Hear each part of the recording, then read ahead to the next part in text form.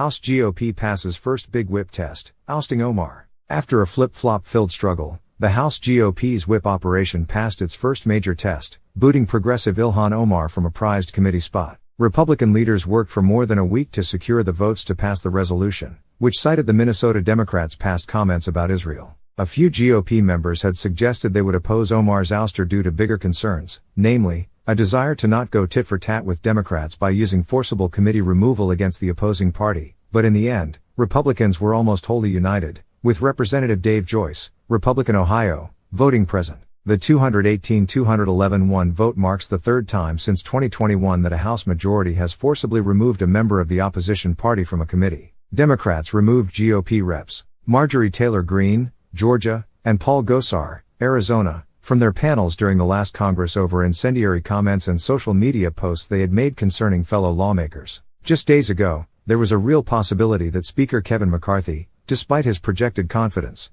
could fall short in his long-promised push to yank Omar from the Foreign Affairs Committee, where the Somali immigrant would have served as top Democrat on an Africa subpanel. Then, one by one, Representative Ken Buck, Republican Colorado, Victoria Spartz, Republican Indiana, and Nancy Mace, RSC, all flipped from no to yes. It was a notable victory for a speaker who needed 15 ballots to get his fractious conference to hand him the top gavel. "We've watched what she has done," McCarthy said Tuesday morning to reporters. "I just think she can serve on other committees. It would be best if the Democrats didn't put her in the position of Foreign Affairs. If they do, she will not serve on Foreign Affairs. They can choose another committee for her.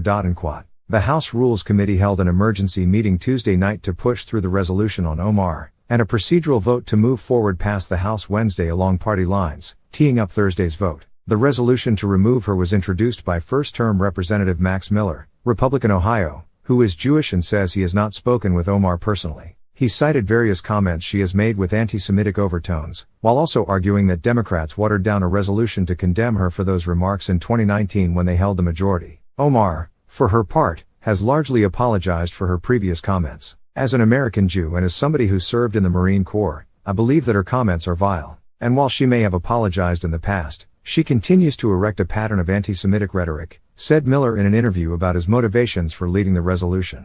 Miller added that he put forward the resolution in conjunction with McCarthy, and that he obviously expressed interest in wanting to carry this resolution as one of two Republican Jewish individuals within the conference. Democrats, meanwhile, blasted the move as political revenge and are set to unanimously back Omar against the effort to remove her from the panel. She was set to become the top Democrat on a subcommittee on African policy. "There has been accountability," Ilhan Omar has apologized. She has indicated that she'll learn from her mistakes, is working to build bridges, because we believe in building bridges, not walls, House Minority Leader Hakeem Jeffries told reporters Thursday. He said later that Omar would promptly join the Budget Committee after her Foreign Affairs Committee eviction. And Representative Cori Bush, D-Mo, a fellow member of the Progressive Squad, lambasted the vote as just a bunch of racist gaslighting. "We all know it." Just days ago, 3 GOP lawmakers were vowing to oppose the resolution, and party leaders could only afford to lose 4 votes assuming full attendance. And that was far from guaranteed, as they'd expressed concerns over potential absences, including one GOP member who is recovering from serious injuries. Those concerns were mostly assuaged by Wednesday. Spartz, Republican Indiana, said Tuesday she would back the measure after it was tweaked to include language about an appeal to the Ethics Committee, despite its containing a non-binding whereas clause with no legal teeth. And Buck also changed his position Wednesday, saying the commitment is that McCarthy will work with me on clarifying what the standard here is on removing members from committees, as well as making the process more transparent and consistent.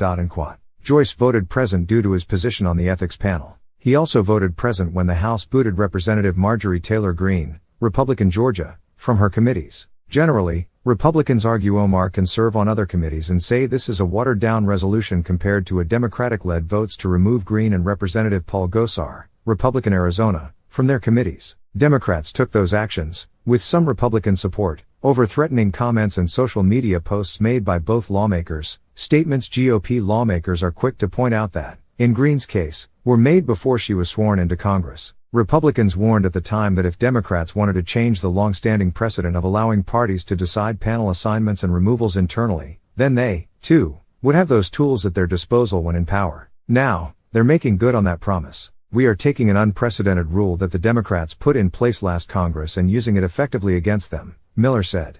Some Democrats have since expressed concern about how the Gosar and Green situations were handled, with Representative Susan Wild, D.PA, the top Democrat on the Ethics Committee, saying in Tuesday's Rules Committee meeting she didn't think it was the correct process when the two Republicans were booted. Wild voted in favor of removing both at the time. The lack of Democratic support for removing Omar, though, is in part a product of time. In her previous 2 terms, Omar faced intense pushback from some in the caucus over her controversial comments about Israel and Jews, and while some Democrats may have even supported a measure back then to condemn her remarks, one never came up on the House floor. The House instead passed a resolution generally condemning bigotry. Since then, she's worked to mend relationships with her fellow lawmakers. It was still a tough vote for some Democrats. My vote was not a vote in support of Congresswoman Omar, Representative Jared Moskowitz, Democrat Florida, said in a statement. Someone with her record of hateful comments does not belong on the House Foreign Affairs Committee. My vote was a vote to protect the institution, for democracy, and for preventing the weaponization of committee selection. The vote follows McCarthy's announcement last week that he would block 2 California Democrats, Reps. Adam Schiff and Eric Swalwell, from the House Intelligence Committee. McCarthy can take unilateral action against members on that committee, due to the nature of the panel, while removing Omar requires a majority vote in the House. Democrats went after Republicans